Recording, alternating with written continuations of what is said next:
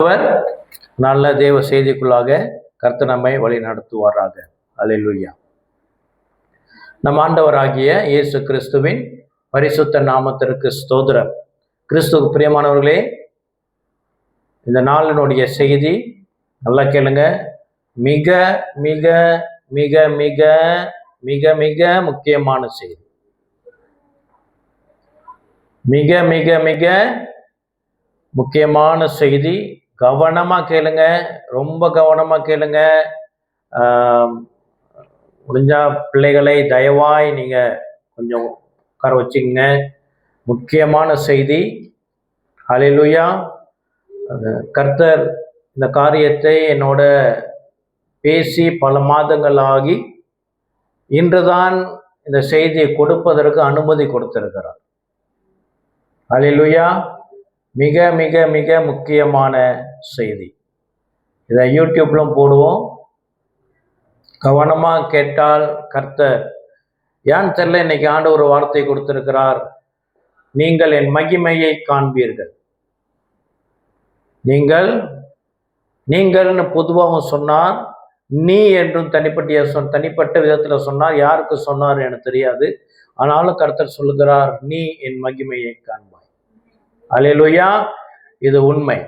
இந்த நாளினுடைய செய்தியின் தலைப்பு த கிரேட் கமிஷன், பெரிய கட்டளை.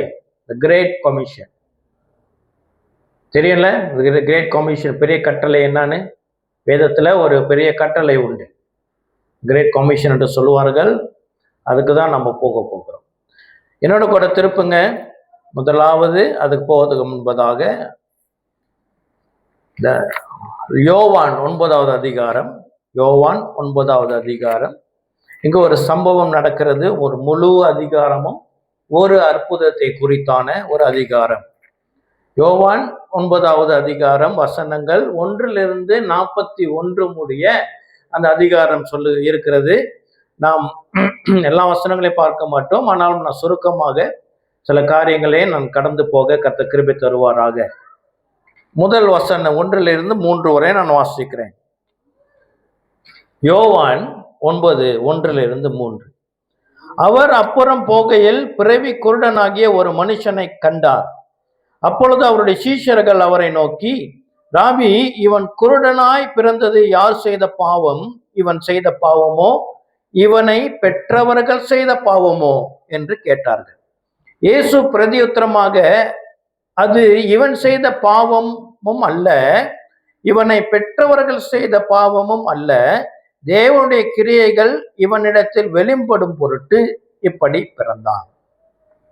ஒரு பிறவி குருடன் உட்கார்ந்திருக்கிறான். இயேசுவே போய் அந்த பிறவி குருடனை பார்க்கிறார். பொதுவாக நம்ம மத்தேயு, மார்க், லூக்கால பார்ப்போம், பிறவி குருடர்கள் இயேசுவை பெயர் சொல்லி கூப்பிடுவார்கள். தாவீதின் மகனே, ஆண்டவரே அப்படின்னு சொல்லி குருடர்கள் இயேசுவனுடைய சத்தம், போகிற சத்தத்தை கேட்டு அவர்கள் கூப்பிட்டு ஆண்டவரிடம் சுகத்தை பெற்றுக்கொள்வார்கள். ஆனால் இங்கே இயேசுவே இந்த மனிதனை தேடி போகிறார்.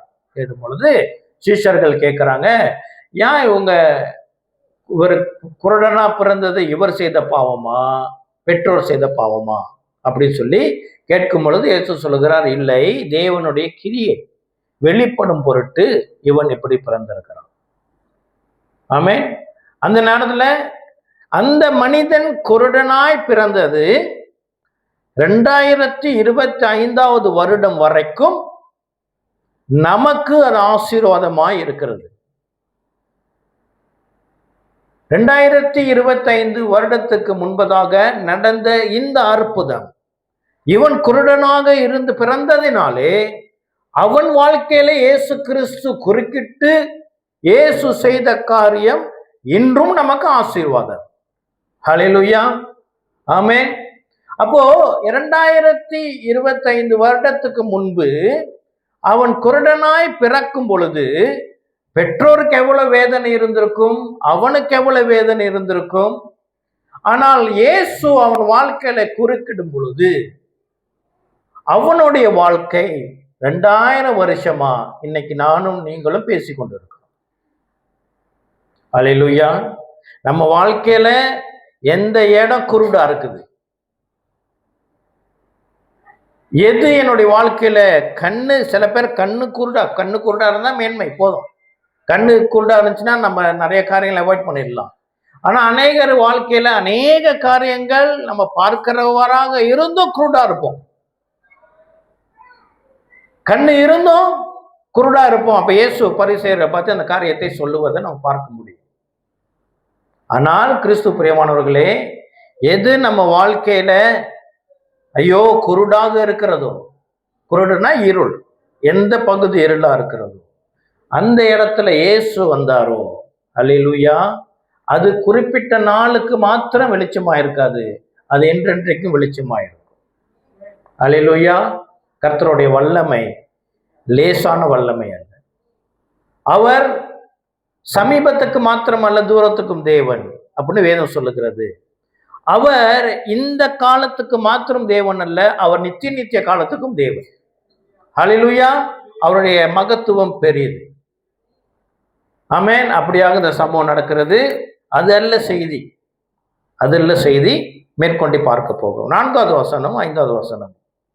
இயேசு சீஷர்கள் இந்த கேள்வி கேட்கிறார்கள். இயேசு அவர்களுக்கு தேவனுடைய கிரியை வெளிப்படும் பொருட்டு இவனுக்கு இப்படி ஆயிற்று என்று சொல்லி இப்போ அவர் பேச ஆரம்பிக்கிறார். 4வது வசனம். பகல் காலமாய் இருக்கும் மட்டும் நான் என்னை அனுப்பினவருடைய கிரியைகளை செய்ய வேண்டும். ஒருவனும் கிரியை செய்யக்கூடாத ராக்காலம் வருகிறது. என்ன இயேசு சொல்கிறார்? இது பகல் காலம், இது வெளிச்சம் இருக்கிறது. இங்கே நான் என் அனுப்பினவருடைய கிரியைகளை செய்ய வேண்டும். ஒரு ராக்காலம் வருகிறது, ஒரு இருள் வருகிறது, அங்கே ஒருவனாலும் கிரியை செய்ய முடியாது என்று சொல்லி அவர் என்ன சொல்லுகிறார்? நான் உலகத்தில் இருக்கையில் உலகத்திற்கு ஒளியாய் இருக்கிறேன்.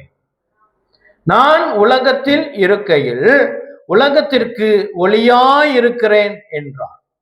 கிறிஸ்து பிரியமானவர்களே, இயேசு கிறிஸ்து உலகத்துல இருக்கும் பொழுது அவர் உலகத்திற்கு ஒளி, அவர் உலகத்திற்கு வெளிச்சம். அப்படி என்றால் என்ன? இயேசு இருக்கும் பொழுது அங்கு வெளிச்சமாம். அப்படி என்றால் இயேசு இல்லைன்னா, இயேசு உலகத்தில் இருக்கும் பொழுது அவர் தெளிவா சொல்லுகிறார், நான் உலகத்தில் இருக்கையில் உலகத்திற்கு ஒளியாய் இருக்கிறேன். அப்போ இயேசு இல்லை என்றால் அங்கு இருள். அப்ப இயேசு உலகத்துல எத்தனை வருஷம் இருந்தார்? 33 வருஷம், ஏறக்குறைய 33 வருடம் இருந்தார். அப்படி என்றால் இந்த முழு உலக சரித்திரத்திலே என்று பாவம் உள்ளே நுழைந்ததோ அதிலிருந்து ஏறக்குறைய 7-8 வருஷம் வச்சுக்கோமே, அதிலிருந்து இன்று வரை 33 வருடம் மாத்திரம்தான் உலகத்திலே வெளிச்சம் இருந்திருக்கிறது. அது நோவாவின் காலமா இருக்கலாம், மோசையின் காலமா இருக்கலாம், சாமுவேலின் காலமாக இருக்கலாம், இஸ்ரவேலருடைய காலமா இருக்கலாம், ஐசாயா எரேமியா காலமாக இருக்கலாம், அல்லது இயேசு கிறிஸ்துவுக்கு பிறகு அப்போஸ்தலர்களுடைய காலமாக இருக்கலாம். இன்று வரை based on John 9:5 இயேசு உலகத்துல இருக்கிற 33 வருஷம் தான் உலகத்துல வெளிச்சம் இருந்ததாம். அல்லேலூயா. கொஞ்சம் வித்தியாசமான ஸ்டேட்மெண்டா இருக்கு.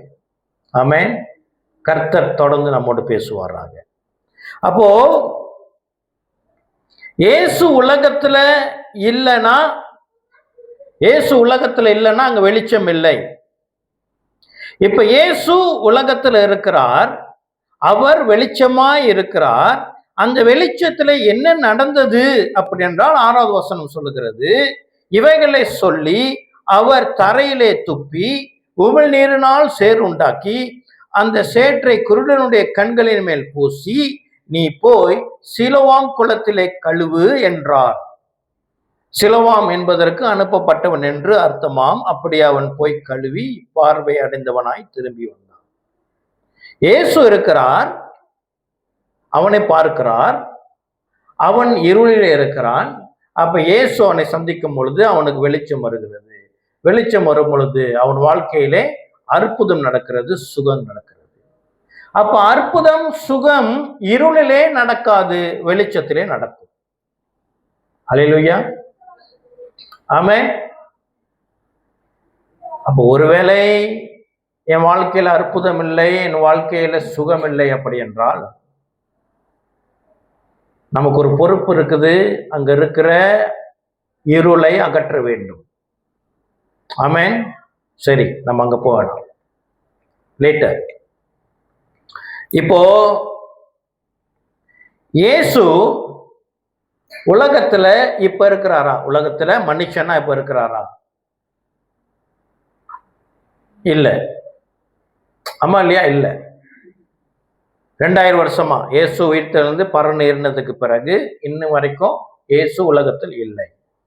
ஆனாலும் அப்போஸ்தலர் நடபடிகளிலே சபை பிறந்ததற்கு பிறகு அநேக அற்புதங்கள் நடந்ததை வேதம் குறிக்கிறது. மரித்தோர் எழுந்திருக்கிறார்கள். பேதுரு மரித்தோரை எழுப்பியிருக்கிறார். பவுல் மரித்தோரை எழுப்பியிருக்கிறார். அநேக சுகம், அநேக விடுதலை, அநேக ரட்சிப்பு, அநேக அற்புதம் நடந்தது. எப்படி நடந்தது?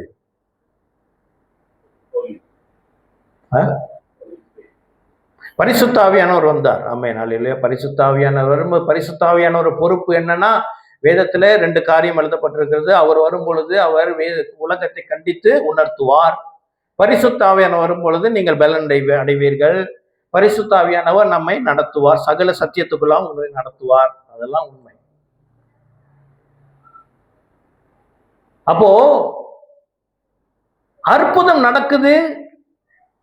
அநேகர் இன்றை வரைக்கும் நானும் நீங்கள் ரட்சிக்கப்பட்டு இருக்கிறோம். அப்படி என்றால் இயேசு உலகத்திலே மாம்சமாக வந்த வெளிச்சம் இல்லை, ஆனால் அங்கு வேறொரு வெளிச்சம் இருந்திருக்குது. இந்நாள் வரைக்கும் நம்ம மத்தியில இருக்கிறது. அது என்ன வெளிச்சம்? எங்கேருந்து வந்த வெளிச்சம்? யார் மூலியமாய் வந்த வெளிச்சம்? அதான் கேள்வி. அது நம்ம தியானிக்க போகிறோம். சரியா? தொடர்ச்சியாக இந்த அவன் சுகம் பெற்றதிலிருந்து 34வது வசனம் வரை அங்க நடந்த காரியங்கள். அது ஒரு ஓய்வு நாளாக இருந்தது. ஓய்வு நாள்ல இயேசு சும்மா வார்த்தையில சுகம் கொடுக்காதபடி அவர் சேர் உண்டு பண்ணி கண்ணிலே பூசி சுகம் கொடுக்கிறார். ஒரு காரியத்தை செய்கிறார். ஓய்வு நாள்ல அவங்க வேலை செய்யக்கூடாது, அதை அவர் மீறி அவர் செய்கிறார். அப்போ அவனுக்கு அநேக உபத்திரவம். பரிசேயர்கள், வேதபாரகர்கள் அவனை நோண்டி என்ன செய்தா எல்லாம் ரொம்ப பிரஷர் கொடுக்குறாங்க. அவனை மாத்திரமல்ல, அவங்க பெற்றோரையும் கூப்பிட்டு விசாரிச்சு இந்த காரியத்தை உபத்திரவம் அவனுக்கு வருகிறதை பார்க்க முடிகிறது. 6லேருந்து 34 வரை. 35லிருந்து ஒரு சம்பவம் நடக்கிறது. 35 என்னன்னா, யாரு அவனுக்கு சுகத்தை கொடுத்தார் என்று அவனுக்கு தெரியவில்லை. ஏன்னா அவனுக்கு பார்வை இல்லை தானே. பார்வை இல்லை. இயேசு சேர் உண்டாக்கி கண்ணில் பூசி, நீ போய் சிலோவாம் குளத்துல போய் கழுவிட்டு வா. கழுவுனோடனே சுகம் சொல்லிட்டாரு. சொல்லிட்டு அவர் போயிட்டாரு. அவன் பார்வை அடைஞ்சு வந்து பார்க்கறான். பார்வை அடைஞ்சிருச்சு. ஆனா யாரு சுகம் கொடுத்தான்னு அவருக்கு தெரியல. நான் பார்க்கல இல்லையா? கண்ணு திறந்த பிறகு அவன் மற்றவங்க எல்லாத்தையும் பார்க்கறான், அவரை பார்க்கல. அப்ப இதை பார்த்த ஜனங்கள், இவன் தானோ, இவனா அவன் கண்ணு தெரியாம இருந்தானோ, இவனா அப்படின்னு சொல்லி விசாரிக்கும் பொழுது, இல்லை இவன் ஜாடையில ஒருத்தர் இருப்பானோ அப்படின்னு சொல்லி, இல்லை நான் தான் சுகம் அடைந்தேன் என்று அங்க கொஞ்சம் பரபரப்பாயிருச்சு. அப்ப எல்லாம் கொஞ்சம் இவனே இப்ப ப்ரீச் பண்ண ஆரம்பிச்சுட்டான். இயேசுவுக்கு இவனே சாட்சி கொடுக்க ஆரம்பிச்சுட்டான். இந்த வசனத்தை வாசிக்கலாம். இந்த வசனம்னா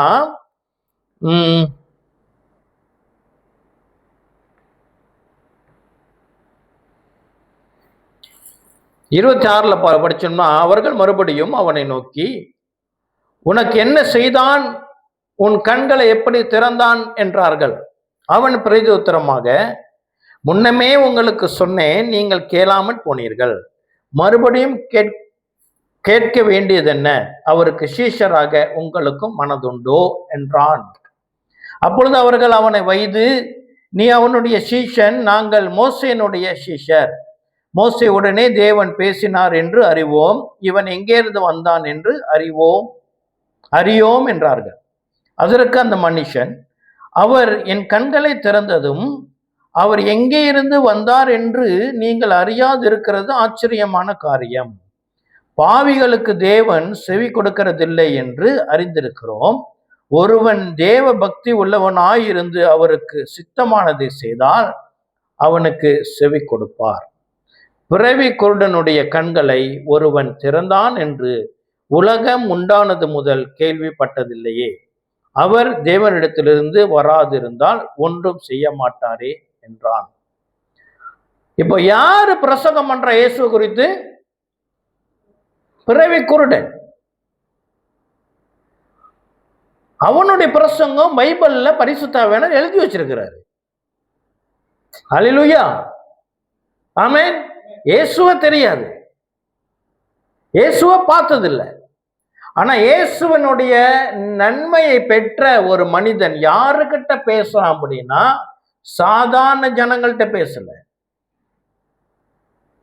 அதிகாரம் உள்ளவர்களிடம் அவன் சேலஞ்ச் பண்றான். அல்லேலூயா. நம்ம வாழ்க்கையில் ஆண்டவர் எவ்வளவு அற்புதம் செஞ்சிருக்கார். ஆமென். எத்தனை பேர்கிட்ட பேசுறோம்? எத்தனை பேர்கிட்ட இயேசுவுக்கு சாட்சி கொடுக்கிறோம்? அல்லேலூயா. தொடர்ந்து பார்ப்போம். அப்போ அவன் என்ன செய்யறாங்க அப்படின்னா, 34வது வசனம், அவர்கள் அவனுக்கு பிரதியுத்தரமாக, முழுவதும் பாவத்தில் பிறந்த நீ எங்களுக்கு போதிக்கிறாயோ என்று சொல்லி அவனை புறம்பே தள்ளிவிட்டார்கள். கிறிஸ்து பிரியமானவர்களே, இப்ப தெரியுது ஐயா, சீஷர்கள் வசனத்துல 2வது வசனத்துல அவங்க கேட்டாங்க, இவன் செஞ்ச பாவமா பெற்றோர் செய்த பாவமா? அப்படின்னா சீஷர்களுக்கு, அன்று யூதர்களுக்கு ஒரு ஐடியா இருந்தது. ஒருத்தன் நோய்வாளியா பிறந்தான், ஒருத்தன் குருடனாக பிறக்கிறான், ஒருத்தன் ஊமையா பிறக்கிறான், முடக்கு பேரலைஸா பிறக்கிறான், சாச்சா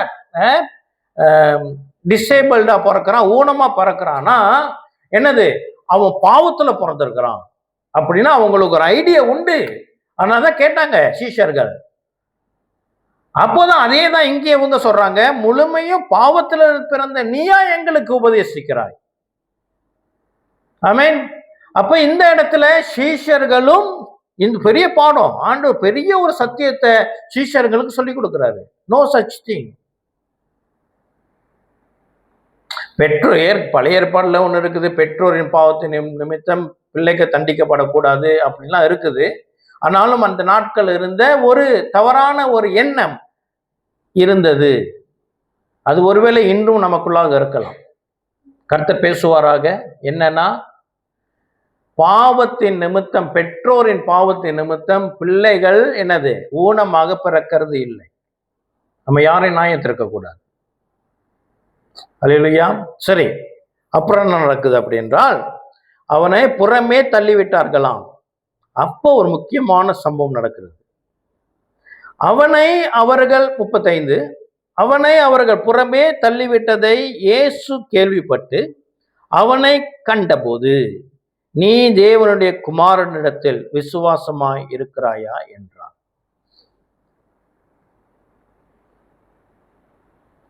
இயேசு அவனை நோக்கி, 36, அதற்கு அவன், ஆண்டவரே, அவரிடத்தில் நான் விசுவாசமாய் இருக்கும்படிக்கு அவர் யார் என்றான். இயேசு அவனை நோக்கி, நீ அவரை கண்டிருக்கிறாய், உன்னுடனே பேசுகிறவர் அவர்தான் என்றார். உடனே அவன், ஆண்டவரை விசுவாசிக்கிறேன் என்று சொல்லி அவரை பணிந்து கொண்டான். கிறிஸ்து பிரியமானவர்களே, இவன் பிறவி குருடன். இவனுக்கு சுகம் வந்ததுக்கான காரணம் என்ன? அங்கு இயேசு இருந்தார், அவனுக்கு சுகம் வந்தது. சரியா? இப்ப இயேசு போய் கேட்கிறார், சுகம் கொடுத்தது மட்டும், சுகம் வந்துருச்சு, அதோட அவர் போயிடல. அவர் சொன்னார், நீ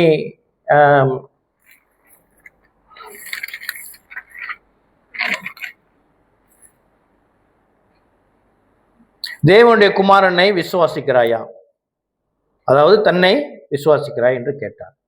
அப்ப சுகத்தை காட்டிலும் இயேசுவை விசுவாசிக்கிறது இன்னும் முக்கியம். சரியா? சுகம் வேண்டுமா? இயேசு கேட்கல. கேட்டாரா? கேட்கல. அவர் தாராளமா கொடுத்துட்டாரு. ஆனா நீ தேவனுடைய குமாரனை விசுவாசிக்கிறாயன்னு கேட்கிறார். இயேசுவே வந்து கேட்கிறார். அப்போ ஒரு மனிதனுக்கு சுகத்தை காட்டிலும் ரட்சிப்பு ரொம்ப முக்கியம். ஆகினாலதான் பொதுவா நம்ம சர்ச்சில் நம்மளுடைய பொதுவா வாழ்க்கையில யாருக்காவது அவிசுவாசிகளுக்கு ஜெபிக்கும் பொழுது நம்ம சுகத்துக்கு மாத்திரம் ஜெபிக்கிறது இல்லை, அவங்களுடைய ரட்சிப்புக்காக ஜெபிக்கிறது வழக்கம். அல்லேலூயா. சரி, இப்போ நான் சொன்ன தலைப்பு என்ன? த கிரேட் கமிஷன், பெரிய கட்டளை. இது எது அப்படின்னா மத்தேயு 28வது அதிகாரம் வசனங்கள் 16 - 20 வரை. இப்ப யோவான்ல உள்ள காரியத்தை அப்படியே ஒரு செக்ஷனா வச்சிருவோம். இப்ப மத்தேயு 28 16 - 20 வரை நான் வாசிக்க போகிறோம். சரியா? ஃபாலோ பண்ண முடியுதுங்களா? ஓகே. மத்தேயு 28வது அதிகாரம் வசனங்கள் 16 - 20 முடிய. 11 சீஷர்களும் கலிலேயாவிலே இயேசு தங்களுக்கு குறித்திருந்த மலைக்கு போனார்கள். அங்கே அவர்கள் அவரை கண்டு பணிந்து கொண்டார்கள். சிலரோ சந்தேகப்பட்டார்கள். அப்பொழுது இயேசு சமீபத்தில் வந்து அவர்களை நோக்கி, வானத்திலும் பூமியிலும் சகல அதிகாரமும் எனக்கு கொடுக்கப்பட்டிருக்கிறது. ஆகையால் நீங்கள் புறப்பட்டு போய் சகல ஜாதிகளையும் சீஷராக்கி பிதா குமாரன் பரிசுத்தாவியின் நாமத்தினாலே அவர்களுக்கு ஞானஸ்நானம் கொடுத்து நான் உங்களுக்கு கட்டளையிட்ட யாவையும் அவர்கள் கை கொள்ளும்படிக்கு அவர்களுக்கு உபதேசம் பண்ணுங்கள். இதோ உலகத்தின் முடிவு பரியந்தம் சகல நாட்களிலும் நான் உங்களுடனே கூட இருக்கிறேன் என்றார். அல்லேலூயா. கிறிஸ்து பிரியமானவர்களே, 16வது வசனம் இப்படி சொல்லுகிறது. 11 சீஷர்கள் அப்படின்னு போட்டிருக்கு. ஆங்கிலத்துல டிசைபிள்ஸ்னு போட்டிருக்கா? ஓகே. சீஷர்களிடம் இயேசு பேசுகிறார். என்ன பேசுகிறார்? 19, நீங்கள் புறப்பட்டு போய் சகல ஜாதிகளிலும் சீஷராக்குங்கள். சீஷர்களிடம் ஒரு பொறுப்பு கொடுக்கப்பட்டது. என்ன? நீங்கள் போய் மற்றவர்களை சீஷரா மாத்துங்க. ஆமென். இப்ப இயேசு கிறிஸ்துவை நாம் விசுவாசிக்கிறதுனாலே நமக்கு என்னென்ன ஸ்டேட்டஸ் வந்திருக்குது அப்படி என்றால், நாம் தேவனுடைய பிள்ளைகளாய் மாறி இருக்கிறோம். அல்லேலூயா. கிறிஸ்துவுக்கு மனவாட்டியாய் மாறி இருக்கிறோம். 2, ஆசாரியனாக அழைக்கப்பட்டிருக்கிறோம், ராஜாக்களாக அழைக்கப்பட்டிருக்கிறோம். 5வது மிக முக்கியமானது ஒன்று, நாம் கிறிஸ்துவுக்கு சீஷரா மாறி இருக்கிறோம். இப்போ சீஷர்கள் பெந்தகோஸ்தே நாள் என்று பார்ப்போம். பேதுரு பிரசங்கம் பண்றாரு. எத்தனை பேர் ரட்சிக்கப்படுறாங்க? 3000 பேர் ரட்சிக்கப்பட்டாங்க. 3000 பேருக்கும் என்ன ஸ்டேட்டஸ் வந்துச்சு? தேவனுடைய பிள்ளைகளா மாறினாங்க.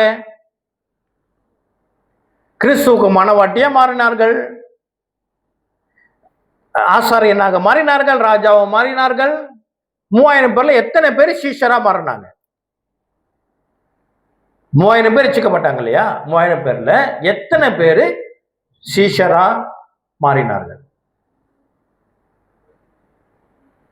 10 பேர், 100, 200, 3000 பேரும் சீஷர்கள். 3000 பேரும் சீஷர்கள். இப்ப இந்த கிரேட் கமிஷன் 11 பேருக்கு கொடுத்தது. இப்ப எத்தனை பேருக்கு கொடுக்கப்படுது? 3000 பேருக்கு கொடுக்கப்படுகிறது. இந்த 11 பேருக்கு கொடுக்கப்பட்ட கமிஷன் இப்போ 3000 பேருக்கு மாற்றப்படுகிறது. இந்த 3000 பேரும் என்ன செய்யணுமா? மற்றவர்களை சீஷரா மாத்தணுமா? அல்லேலூயா. இது பெரிய கட்டளை. இப்ப இங்க எத்தனை சீஷர்கள் இருக்கிறோம்? எத்தனை பேர் சொல்றீங்க? நான் இல்லை, நான் சீஷன் இல்லைங்க, நான் கர்த்தருடைய ஆண்டவருடைய பிள்ளை, கிறிஸ்துவ மனவாட்டி. ராஜாக்களாக இருக்கிறேன், ஆசாரிகளாக இருக்கிறேன், ஆனா நான் ஐ எம் நாட் டிசைபிள். நான் பேதுரு மாதிரி இல்லைங்க. நான் பேதுரு போல அழைக்கப்படல, யோவான போல அழைக்கப்படல, யாக்கோபு போல அழைக்கப்படல. சொல்றீங்க, எத்தனை பேர் சொல்றீங்க? அவங்களும் வேற, நான் பூச்சி. கிறிஸ்து பிரியமானவர்களே, நம்ம யார் வேணுமாலும் இருக்கலாம். படிப்பு இல்லாம இருக்கலாம், உயர்ந்த படிப்பா இருக்கலாம், வேலை இல்லாம இருக்கலாம், உயர்ந்த வேலை செய்யலாம், சின்ன சம்பளமா இருக்கலாம், பெரிய சம்பளமா இருக்கலாம், நோய் இருக்கலாம், நோய் இல்லாம இருக்கலாம், என்னுடைய குடும்பம் என்னுடைய பரம்பரை வேற மாதிரி இருக்கலாம், என்னுடைய ஜாதி வேற மாதிரி இருக்கலாம், இது வேற அது வேற. எப்படி இருந்தாலும் வேதம் சொல்லுகிறது, நானும் நீங்களும் கிறிஸ்துவின் சீஷர்கள். ஹல்லேலூயா. நானும் நீங்களும் பேதுருக்கு சமம், நானும் நீங்களும் யோவானுக்கு சமம், நானும் நீங்களும் யாக்கோபுக்கு சமம், நானும் நீங்களும் பவுலுக்கு சமம். ஒரே வார்த்தை தான் சொல்லப்படுது, என்னது? சீஷர்கள். அப்படி என்றால் சீஷர்களுக்கு கொடுக்கப்பட்ட தி கிரேட் கமிஷன் நமக்குடையதா இல்லையா? இயேசு கொடுத்த பெரிய கட்டளை எனக்கும் உங்களுக்கும் உரியதா இல்லையா? ஆமென். எப்படி செயல்படுத்த போகிறோம்? என்ன பெரிய அந்த கட்டளை? மத்தேயு 28 என்ன சொல்லுகிறது? அந்த கிரேட் கமிஷன் என்னவாம்? அவர்களை நோக்கி, வானத்திலும் பூமியில சகல அதிகாரம் எனக்கு கொடுக்கப்பட்டிருக்கிறது, ஆகையால் நீங்கள் புறப்பட்டு போய் சகல ஜாதிகளையும் சீஷராக்கி பிதா குமாரன் பரிசுத்த ஆவியின் நாமத்தினாலே அவர்களுக்கு ஞானஸ்நானம் கொடுத்து நான் உங்களுக்கு கட்டளையிட்ட யாவையும் அவர்கள் கை கொள்ளும்படி அவர்களுக்கு உபதேசம் பண்ணுங்கள். இது நமக்கு கொடுக்கப்பட்ட கமிஷன், கட்டளை. செய்யறோமா?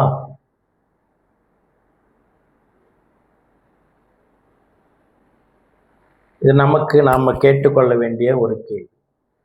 இன்னைக்கு நம்ம வீட்டில் எல்லாரும், இன்க்ளூடிங் மை செல்ஃப், வீட்டில் போயிட்டு கண்ணாடியை பார்த்துட்டு நான் ஒரு சீஷனா அழைக்கப்பட்டிருக்கிறேன்,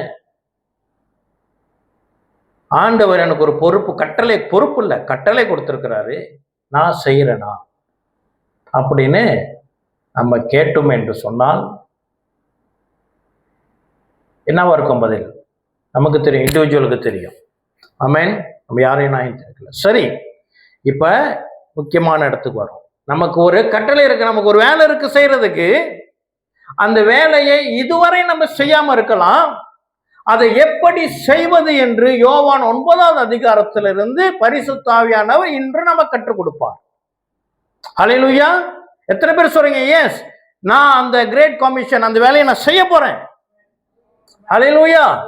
நான் ஆத்தும அறுவடை செய்யணும். ஹல்லேலூயா. கிறிஸ்து பிரியமானவர்களே, காலம் எண்ணி செல்லாது. இந்த ஒரு வாரம் முடிந்த ஒரு வாரம் இஸ்ரவேல் என்ன நடக்குது அப்படின்றால், எக்கால பண்டிகை. எக்கால பண்டிகை கொண்டாடப்படுகிறது. ரோஷ் அஷானா என்று சொல்லப்படுகிற ட்ரம்பட், எக்காலம் ஊதுகிற பண்டிகை. இந்த முறை இந்த வருடம் நடந்து கொண்டிருக்கிற இந்த ரோஷ் அஷானா மிகவும் விசேஷமானது. ஏன் என்றால், கிறிஸ்து பிரியமானவர்களே, இந்த தேசமானது இஸ்ரவேலர்களுக்கு தேவனால் கொடுக்கப்பட்டது. இவர்களா எடுத்துக்கல, தேவனால் கொடுக்கப்பட்ட தேசத்தை இப்பொழுது உலக நாடுகள் என்ன செய்யறாங்க? இந்த தேசத்தை கூறு போட ஆரம்பிக்கிறார்கள். பெரிய பெரிய தேசம். என்ன தேசம்? France, UK, Russia, German, okay, Germany, New Zealand, Europe countries. அவங்க சொல்றாங்க பாலஸ்தீன் தனியா நேஷனா மாறணும். யுஎன்ல ஓட் போடுறாங்க. இப்போ இதை காண்கிற இஸ்ரவேல் மக்கள் என்ன செய்கிறார்கள்? அவர்கள் மெஸ்ஸியா வர வேண்டும் என்று இந்த எக்கால பண்டிகையை ஒருமனப்பட்டு இந்த பண்டிகையை செய்கிறார்கள். மெஸ்ஸியாவை நோக்கி அவர்கள் கூப்பிட்டு கொண்டு இருக்கிறார்கள். மெஸ்ஸியா வருவாரா? அவர் 2000 வருடம் ஆயிற்று. ஆனால் வேதம் சொல்லுகிறது, வேதத்தில் ரகசியமாக சொல்லப்பட்ட காரியங்கள் என்ன? இஸ்ரவேலர்களுக்கு அந்தி கிறிஸ்து தன்னை மெஸ்ஸியாவாக காட்டுவான். இனி காலம் செல்லாது. அந்தி கிறிஸ்துவின் காலம் வரப்போகிறது என்று சொன்னால் கர்த்தருடைய வருகை தன் சபையை அழைத்து போகிற நாள் நெருங்கிற்று. இஸ்ரவேலர்கள் ஒரு யூடியூப்ல போய் பாருங்க, எவ்வளவு பெரிய கூட்டம் எருசலேமில் அவங்க கூடி எக்கால பண்டிகை அழுகையோட மனம் திரும்பி, they call for repentance. நம்ம மனம் திரும்புவோம். நம்ம தான் காரணம். நம்முடைய தேசம் கூறு போட இந்த ஏற்பாடு நடக்கிறது. நாம் செய்த பாவம்.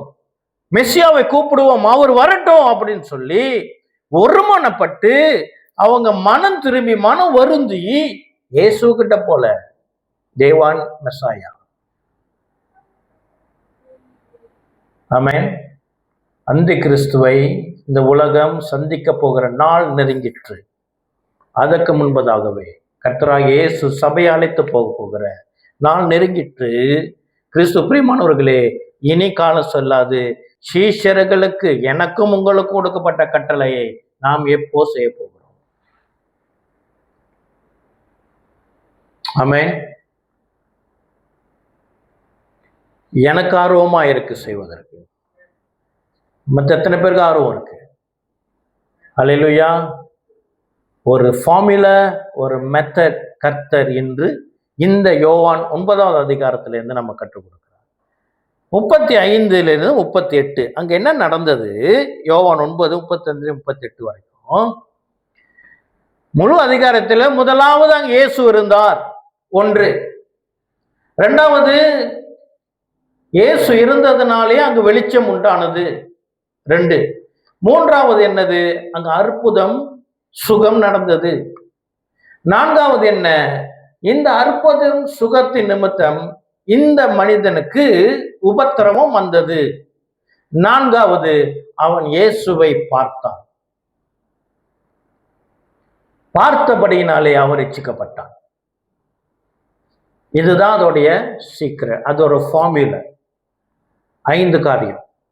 இயேசு அங்க இருக்கணும், அங்க வெளிச்சம் வரணும், அங்க அற்புதம் சுகம் கிடைக்கணும், அதன் வழியா உபத்திரம் வரும், அப்போ அவன் ரட்சிக்கப்படுவான்.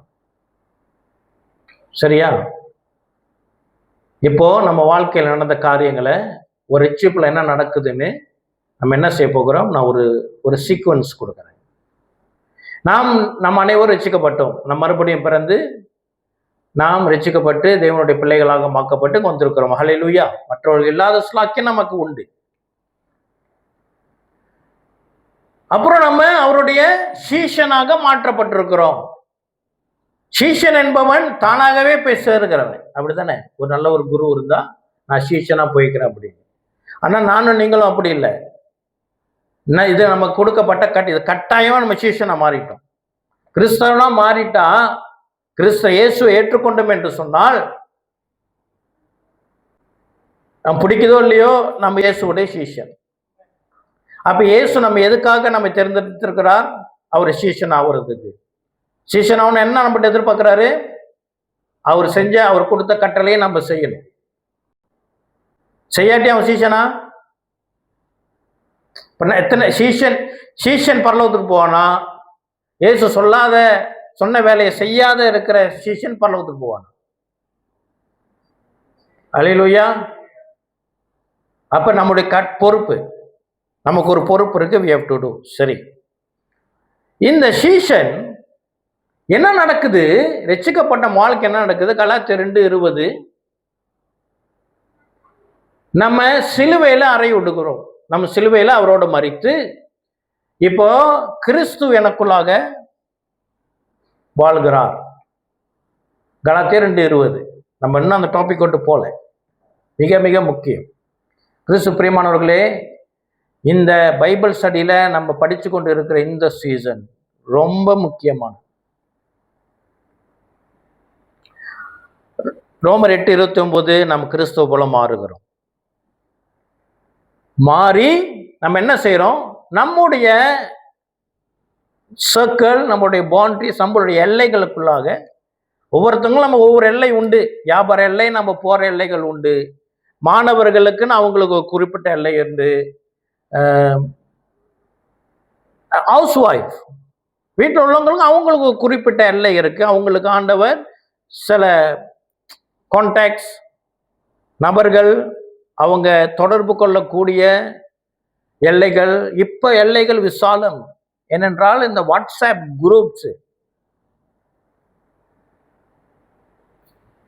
தடிக்காவோட ரீயூனியன் தான் நான் கேட்டதில்லை.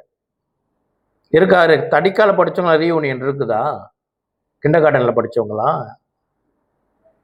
ஸ்டாண்டர்ட் 1ல இருந்து இருக்குது. எங்களுக்கு வருது அடுத்த மாசம் நவம்பர்ல. அப்ப நம்முடைய எல்லைகள் பெருசாயிடுச்சு. நமக்கு கொடுக்கப்பட்ட வேலையை நாம் செய்வதற்கு அந்த மிஷன் ஃபீல்ட் இப்ப பெருசு. சரியா?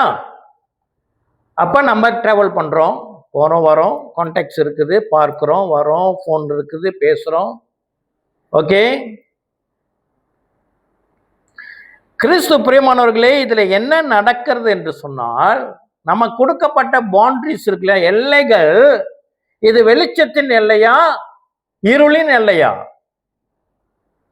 ஆண்டவர் சொன்னா உலகத்துல இருக்கிற வரைக்கும் நான் என்னது, கீழே போன சவுண்ட் இறங்கிடுது. இயேசு 33 வருஷம் இருக்கும்போது உலகத்துல வெளிச்சமா இருந்தா, காலம் வருகிறது, இருள் வருதா, அங்க யாரும் கிரியை செய்ய முடியாதுன்னு 4வது வசனத்துல பார்த்தோம். இப்போ இந்த எல்லைகள், நானும் நீங்களும் இருக்கிற எல்லைகள், நண்பர்கள் கூட்டமா இருக்கலாம், உறவினர்களா இருக்கலாம், குடும்பத்தினரா இருக்கலாம், தொழிலா இருக்கலாம், வேலை செய்யணுமா இருக்கலாம். இது இருள் நிறைந்த இடமா, ஒளி நிறைந்த இடமா?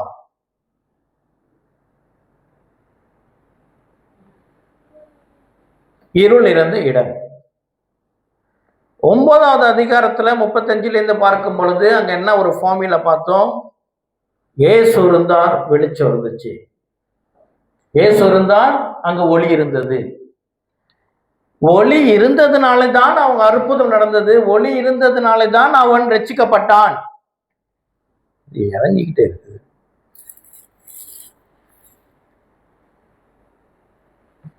சரியா?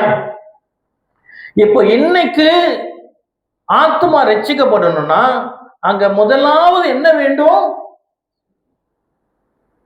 என்ன வேண்டும்? வெளிச்சம் வேண்டும். வெளிச்சம் வேண்டும்னா அங்க என்ன வேணும்? என்ன இருந்தா வெளிச்சம் வரும்? இயேசு இருக்கணும். அப்ப இயேசுவை அங்க கொண்டு போற பொறுப்பு யாருடைய பொறுப்பு? சீஷர்களுடைய பொறுப்பு. எப்படி கொண்டு போவார்கள்? ஒரு போத்தல் அடைச்சு போட்டு கொண்டு போவாங்களா? அல்லது பைபிளை தூக்கிட்டு போகணுமா? அதுதான் டிரான்ஸ்ஃபர்மேஷன். ரோமர் 8:29. இததான் நம்ம பல மாசமா நம்ம படித்து கொண்டு இருக்கிறோம். நான் கிறிஸ்துவ போல மாறணும். கிறிஸ்து பிரியமானவர்களே, கிறிஸ்து எனக்குள்ளாக இருக்கும் பொழுது கிறிஸ்துவனுடைய ஒளியை நான் பிரதிபலிக்கிறேன். கிறிஸ்துவ போல நான் மாறல, நான் போற இடம் வெளிச்சம் ஆகாது. குருடனுக்கு வழிகாட்ட முடியாது. டிரான்ஸ்ஃபர்மேஷன்ல நான் கிறிஸ்துவாகவே மாறுகிறேன். அதுதான் கிறிஸ்துவின் அழைப்பு. ஏன் என்னுடைய சர்க்கிள், என்னுடைய பவுண்டரிஸ், என்னுடைய எல்லைக்குள்ளாக அற்புதம் நடக்க மாட்டேங்குது, சுகம் கிடைக்க மாட்டேங்குது, ஆத்ம அறுவடை நடக்க மாட்டேங்குது? அப்படி என்றால் என்னிடமிருந்து வெளிச்சம் போகவில்லை. என்னிடம் வெளிச்சம் இல்லாததுனாலே நான் கர்த்தர் எனக்கு கொடுத்த கிரேட் கமிஷனை செய்ய முடியல.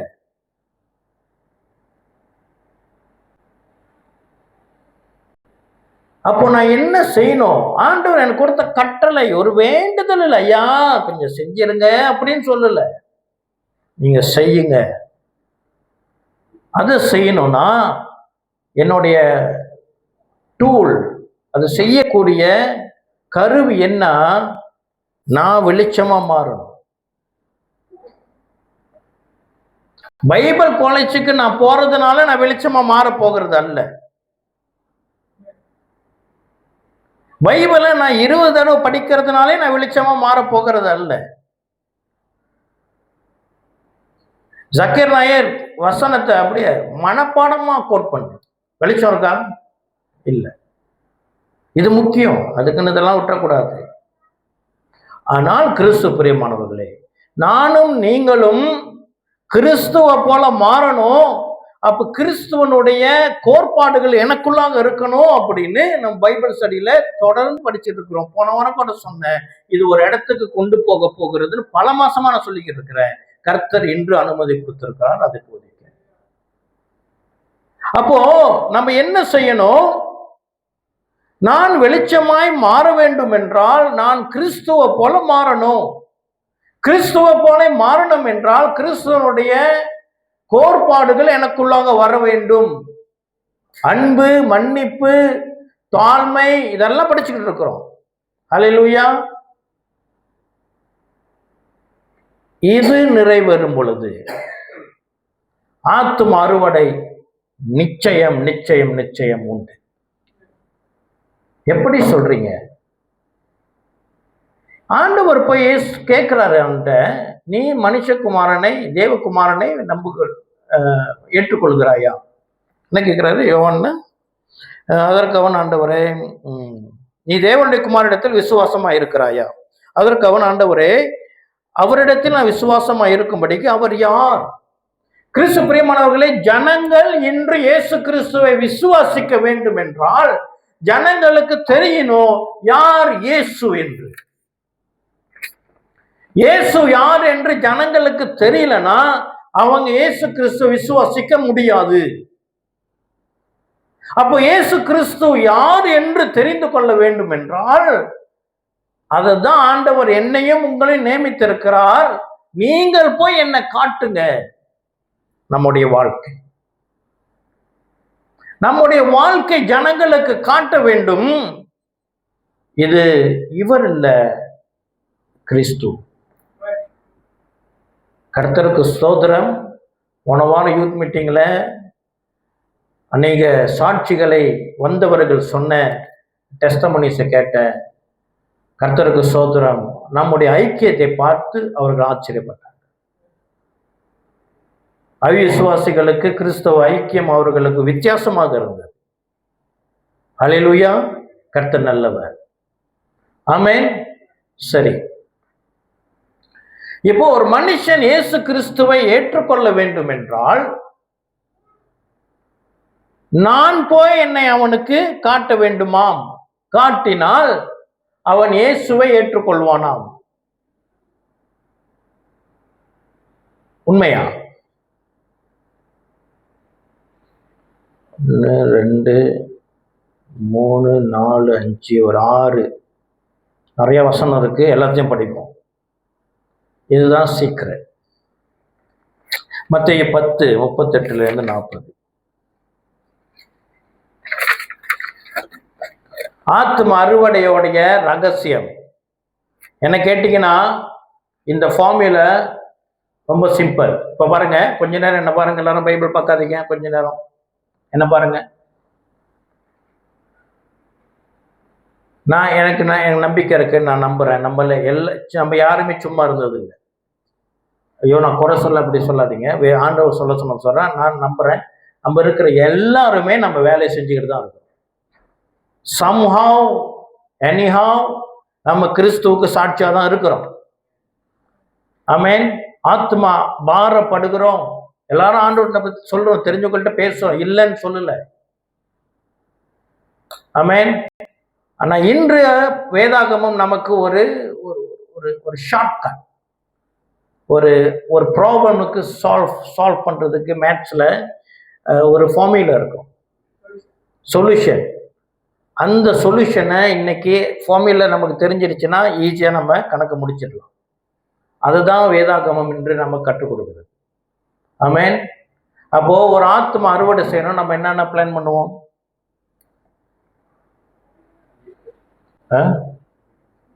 சந்திப்பு, ஓகே. இன்னொரு காரியம் உண்டு, மேகா மேகா மேகா எழுப்புதல் கூட்டம், 1000 ஜனங்கள் கூடி ஜெபிக்கிறது உண்டா இல்லையா? ரசிக்க பண்ணோன்னு. ஆனால் அதோட result we don't know. Okay, வேற வசனங்கள் அனுப்புறது, சாட்சிகளை அனுப்புறது, வீடியோஸ் அனுப்புறது எல்லாம் நம்ம செய்கிறோம். நான் நம்புறேன் நம்ம எல்லாரும் செஞ்சிருக்கிறோம். ஆமா இல்லையா? ஆமென்.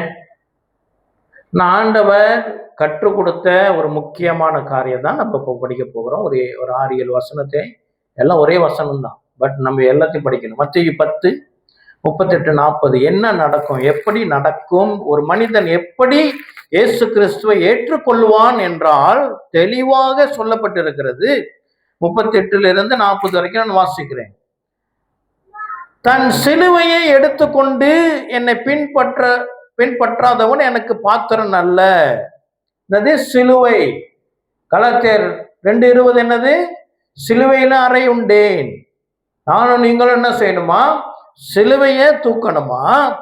தன் ஜீவனை காக்கிறவன் அதை இழந்து போவான், என் நிமித்தம் தன் ஜீவனை இழந்து போகிறவன் அதை காப்பான். சீக்ரெட், விசேஷமான ரகசியம். 40வது வசனம், உங்களை ஏற்றுக்கொள்ளுகிறவன் என்னை ஏற்றுக்கொள்ளுகிறான். ஹல்லேலூயா. கிறிஸ்து பிரியமானவர்களே, இதை நாம தவறிடுகிறோம். நான் இப்படிதான் ஆண்டவரே, என்ன விட்டுருங்க, என்னால மாத்திக்கவே முடியல. ஆனா அவங்கள ரட்சித்திருங்க, முடியாது. கர்த்தர் நமக்கு ஒப்படைத்த ஆத்துமாக்களை, என்னை நம்பி என்னிடம் கொடுத்த நண்பர்களுக்கு, என்னை நம்பி எனக்கு கொடுத்த குடும்பத்தினருக்கு, என்னை நம்பி எனக்கு கொடுத்த உறவினர்களுக்கு, என்னை நம்பி எனக்கு கொடுத்த கஸ்டமர்களுக்கு, என்னை நம்பி எனக்கு கொடுத்த சக வேலை செய்கிற இடத்துல உள்ளவர்களுக்கு நான் தான் பொறுப்பு. கிறிஸ்துவை கொடுக்கிறது. அவர்கள் இயேசு கிறிஸ்துவை எப்படி ஏற்றுக்கொள்வார்களாம்? அவர்கள் என்னை ஏற்றுக்கொள்ள வேண்டுமா? என்னையும் உங்களையும் அவர்கள் ஏற்றுக்கொண்டார்கள்னா அவங்க கிறிஸ்துவை ஏற்றுக்கொள்கிறார்கள். என்னையும் உங்களையும் அவர்கள் எப்படி ஏற்றுக்கொள்ள வேண்டும்? கிறிஸ்துவாக மாறின என்னை அவர்கள் ஏற்றுக்கொள்ள வேண்டும். என் நிமித்தம், இன்னொரு இடத்துல வரும், என் நிமித்தம் அவர்கள் உங்களை ஏற்றுக்கொண்டார். அது வேறு வேறு பகுதி எல்லாம் காஸ்பல்ல இருக்குது. வேற வேற படிக்கும் பொழுது இன்னும் ஆழமான சத்தியம் நமக்கு விளங்கும். இன்னொரு வசனம், மத்தேயு 18:3-5.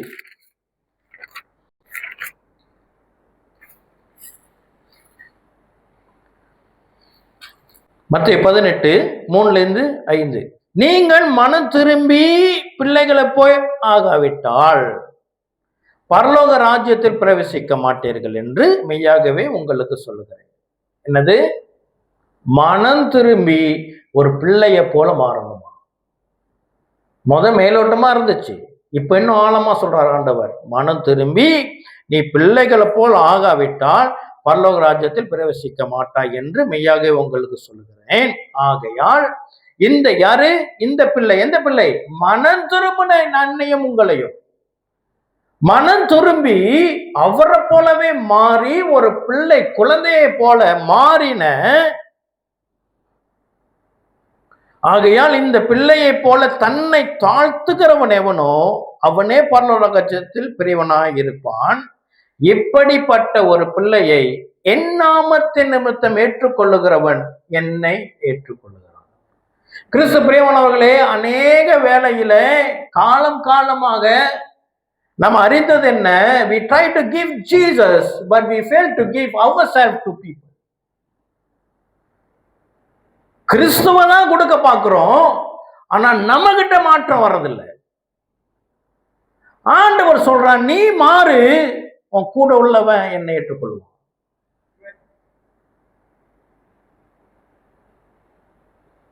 ஆக்சுவலி பரிசுத்த ஆவியான வழி நடத்தல இது நடந்துச்சுன்னு சொல்ல நான் நம்புறேன்.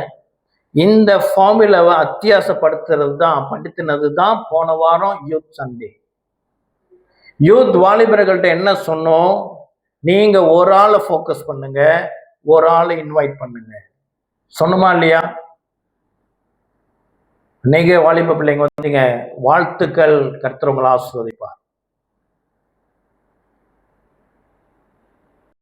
ஆனா சில பேர் ஒரு கூட்டல் யாருமே வரல, அது உண்டு, அது இருக்கும். அது நீங்க டோன்ட் ஃபீல் பேட், ஆனா விடாதீங்க. இப்ப தெரியுதா வாட் வாஸ் த மிஸ்டேக்? எங்க தவறு நடந்துச்சு? ஏன் நான் ஒரு ஆளை கூப்பிட்டு வரல? என்ன தவறு? என்னிடம் மாற்றம் இல்லை. அல்லேலூயா. விசுவாசிகள் ஆண்டவர் பேசிக் கொண்டிருக்கிறார். அடுத்த வசனம் லூக்கா 9 47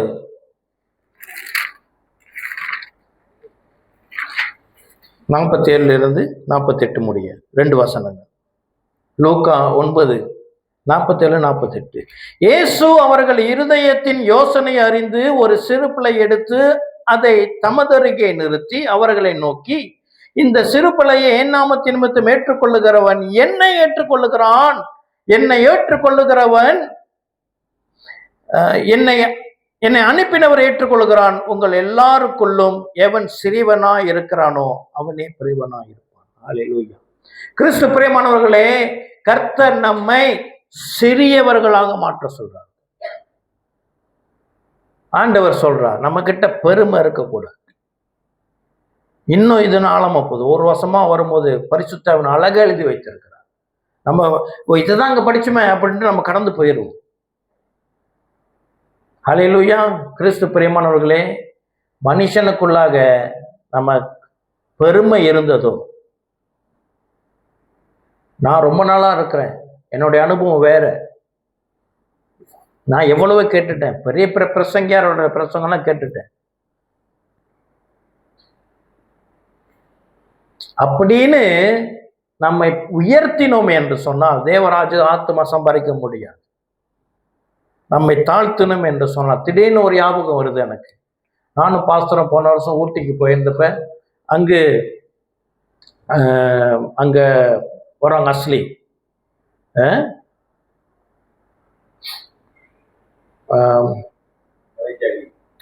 என்ன அப்ப சார் தொடா தொடாதான் அவங்க பேர், அவங்களுடைய இனம் தொடா என்று சொல்லப்பட்டிருக்க இனத்தின் மத்தியிலே ஒரு ஊழியம் செய்கிற ஒரு நபர் குரூப்ல கூட அவருடைய பேசி ஒரு இது போட்டுருக்கும். அவர் he was very simple, very humble. ஆனா ஒரு கிராமத்தையே அவர் ஆதாயப்படுத்தி வைத்திருக்கிறார். அவரோட சாட்சி நான் கண்ணு கலங்கிட்டேன். என்ன பெருசு, மலேசியாலேருந்து வந்திருக்கிறோம். இந்த ஒரு மனுஷன், ஒரு தொடா என்று சொல்லப்படுகிற ஒரு இனம் அந்த கிராமத்தை ஆதாயப்படுத்தி வச்சிருக்கார். கிறிஸ்துவுக்கு வைராக்கியமான ஜனங்கள். இந்த வசனம் அவருக்கு ஒப்பிட முடியும். இந்த வசனத்தை படிக்கும் பொழுது எனக்கு, நான் ப்ரிப்பேர் பண்ணல, படிக்கும் போது எனக்கு அவர் ஞாபகம் வருது. அந்த மனுஷன் எவ்வளவு தாழ்மையா இருந்தார், எவ்வளவு சிம்பிளா இருந்தாரு.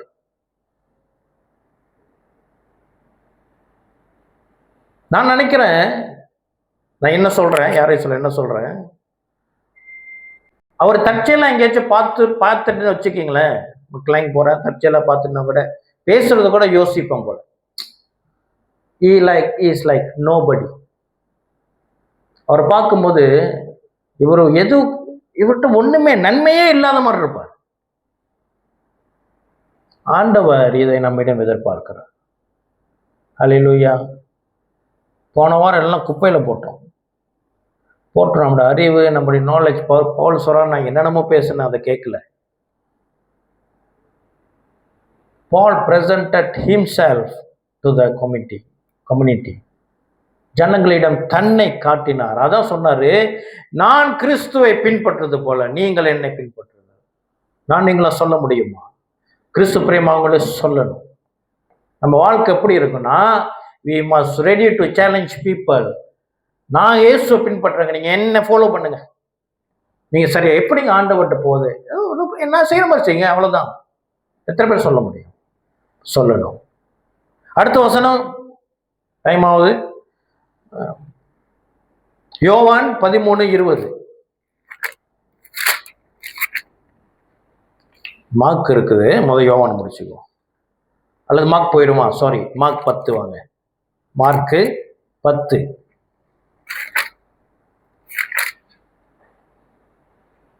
36 37.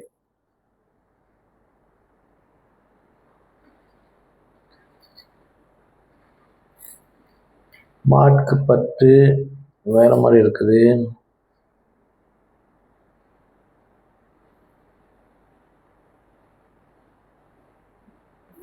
இல்ல, யோவான் 13:30 20 போவோம். யோவான் 13:20.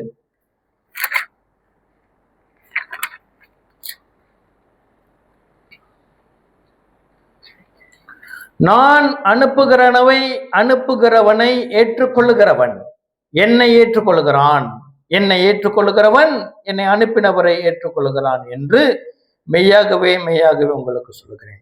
கிறிஸ்து பிரியமானவர்களே, கிரேட் கமிஷன்ல என்ன சொன்னார்? புறப்பட்டு போங்கள். அப்ப சீஷர்கள் என்னவாம்? அவர்கள் அனுப்பப்பட்டவர்களாம். சிலோவாம் குளத்துக்கு என்ன பேரா? அனுப்பப்பட்டவன். 9வது அதிகாரம் நம்ம கிட்ட என்ன சொல்லுது? புறப்பட்டு போ.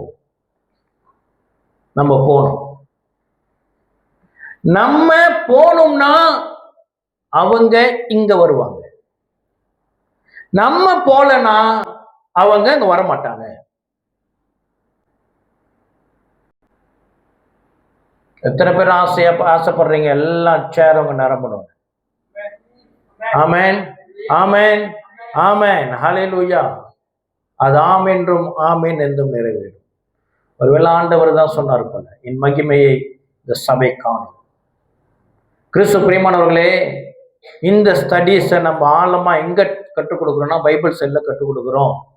ஒரு வேலைக்கு போகணும்னா ட்ரைனிங் அனுப்புவாங்க. என்னோட ஃப்ரெண்ட் அவர் கம்பெனியில தான் வேலை செய்யறாரு. 1 வருஷம் ஜப்பானுக்கு ட்ரைனிங் அனுப்புனாங்க. 1 வருஷம் போயிட்டு வந்தா வேலையை சிறப்பா செய்ய முடியும். அந்த ட்ரைனிங் தான் பைபிள் ஸ்டடியில். தயவு செய்து பைபிள் ஸ்டடி அற்பமாய் எண்ணாதிருங்கள். கர்த்தர் அங்க இருக்கிறார், இயேசு அங்க இருக்கிறார். நான் தானே கற்றுக் கொடுக்கிறேன்னு அற்பமா எண்ணாதீர்கள். என்ன ஆகும் தெரியுமா?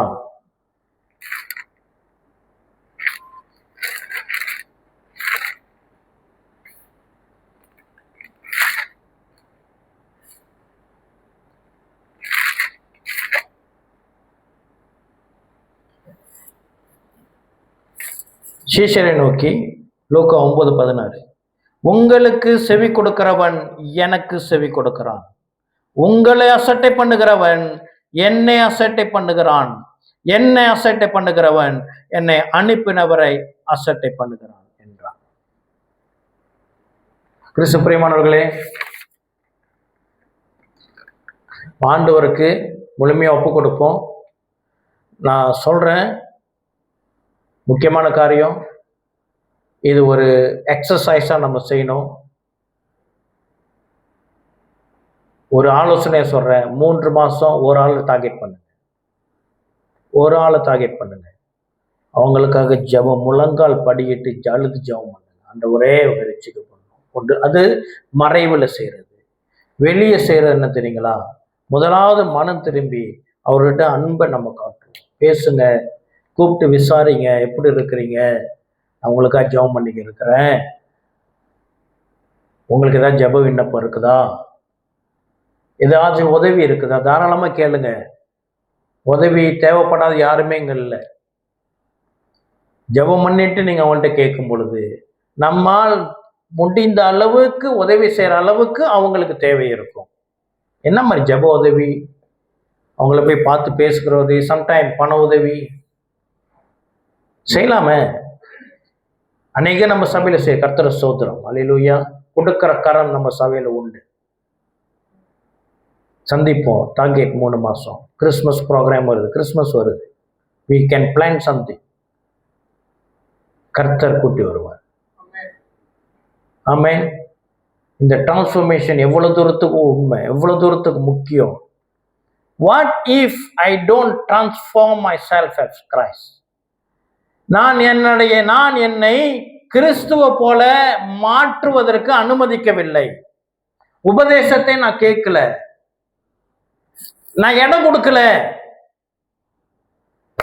இப்போ நான் இருக்கிறேன், கிறிஸ்து இருக்கிறார்.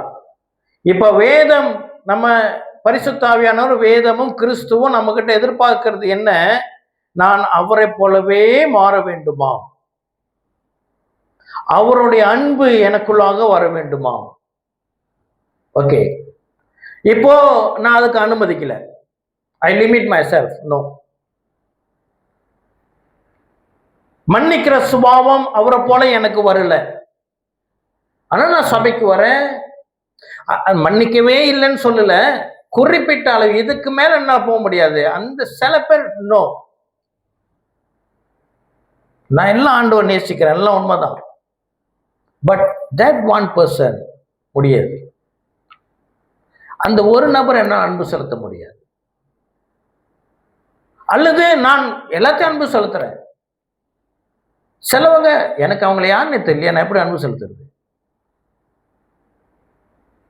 அவன் ஒரு ஃபாரினர்லா, பங்களா, நான் போய் எப்படி அவனை போய் அன்பு செலுத்துறது?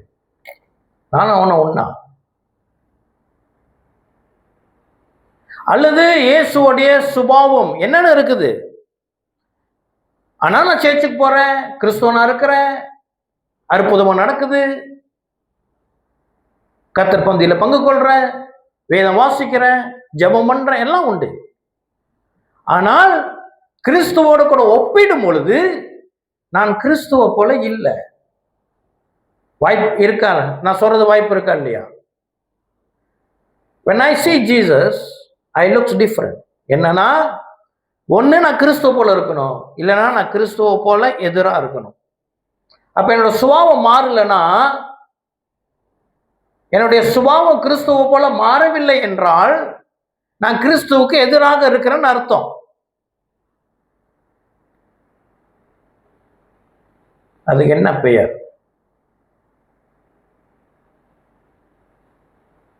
நான் கிறிஸ்துவ போல மாறல, கிறிஸ்துவுக்கு எதிராக இருக்கிறேன். அதுக்கு என்ன பெயர்? அந்தி கிறிஸ்து. என்னங்க சொல்றீங்க? உங்களை பார்த்து அந்தி கிறிஸ்துன்ட்டீங்களா? வேதம் சொல்லுது, 1 யோவான் 2வது அதிகாரம்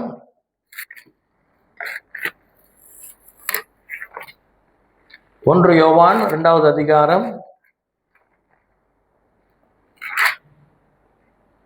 18வது வசனம். பிள்ளைகளே, இது கடைசி காலமா இருக்கிறது, அந்தி கிறிஸ்து வருகிறான் என்று நீங்க கேள்விப்பட்டபடி இப்பொழுதும் அநேக அந்தி கிறிஸ்துகள் இருக்கிறார்கள். அதனாலே இது கடைசி காலம் என்று அறிகிறோம். 22வது வசனம்.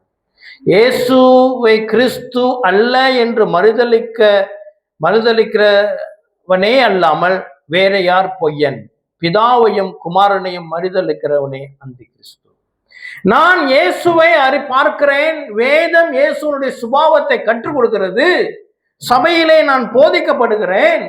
ஆனாலும் நான் நிராகரிக்கிறேன், நான் ஏற்றுக்கொள்ள மாட்டேன் என்றால் வேதம் சொல்லுகிறது அந்தி கிறிஸ்து.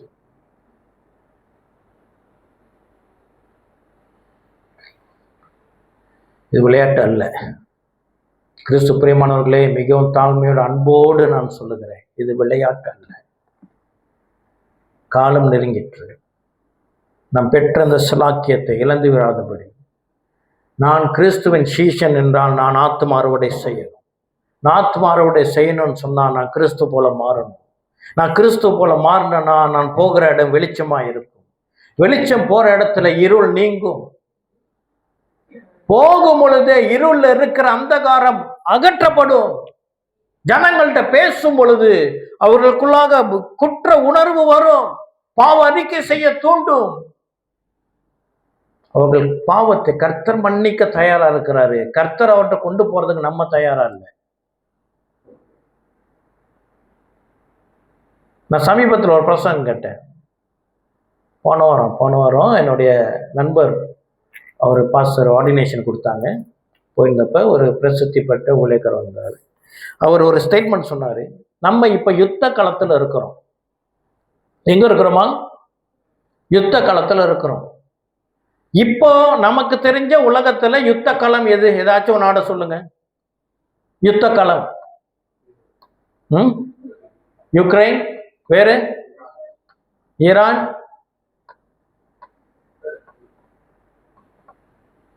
இன்னும் மோசமான ஒரு யுத்த களம் சிரியா, அடையாளமே தெரியாம போன ஒரு யுத்த களம் காசா. அடித்து தரமட்டம் ஆக்கிட்டாங்க.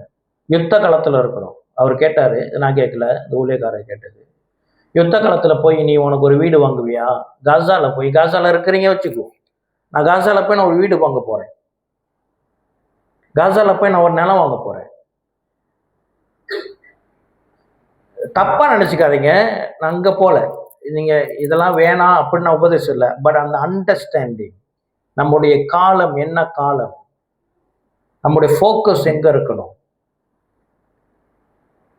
கர்த்தருக்கென்று நாம் என்ன செய்யணும்? ஆத்தும அறுவடை செய்யணும். அல்லேலூயா. கண்களை மூடி ஜெபிப்போம். நல்ல ஆண்டவரே, கர்த்தர் கொடுத்த இந்த பெரிய கட்டளை, கிரேட் கமிஷன்ல கர்த்தர் என்று எங்களுக்கு கற்றுக் கொடுத்த வேத பாடத்துக்காக உமக்கு நன்றி செலுத்துகிறோம். ராஜா, நாங்கள் ஒருமனப்பட்டு ஒப்பு கொடுக்கிறோம். கர்த்தர் எங்களை எடுத்து பயன்படுத்தும். இந்த சபையில ஜனங்களை கர்த்தர் சேர்க்கும்படி, அப்போஸ்தலர் நடபடிகள் 2:47 சர்ச் ஆஃப் ஷெக்கினா குரல் நிறைவேறும்படி கர்த்தர் இந்த நாளில் ஒப்பு கொடுத்த எல்லாருடைய வாழ்க்கையை கர்த்தர் மாற்றி பயன்படுத்தி தேவராஜ்யத்துக்கென்று அறுவடை செய்கிற மகா பெரிய கிருபையை கர்த்தர் எங்களுமே தரும்படிக்காக ஜெபிக்கிறோம். குறைகளையும் தவறுகளையும் மீறுதலையும் குற்றங்களை கர்த்தர் மன்னியும். உமக்கென்று நாங்கள் சீஷராக, இதோ எங்களுடைய தலைவர், எங்களுடைய குருவாக இருக்கிற இயேசு கிறிஸ்துவுக்கு நாங்கள் உண்மை உள்ள சீஷர்களாக ஊழியம் செய்ய பரிசுத்த ஆவியானவர் இந்த நாள் எங்களுக்கு புதிய பலத்தையும் புதிய ஞானத்தையும் கர்த்தர் எங்களுக்கு கொடுத்து ஆசீர்வதிக்கும்படி ஜெபித்து ஒப்புக் கொடுக்கிறோம். இயேசு கிறிஸ்துவின் நாமத்தினால ஜெபம் கேளும் எங்கள் ஜீவனுள்ள நல்ல அப்பாவே. ஆமேன், ஆமேன், ஆமேன்.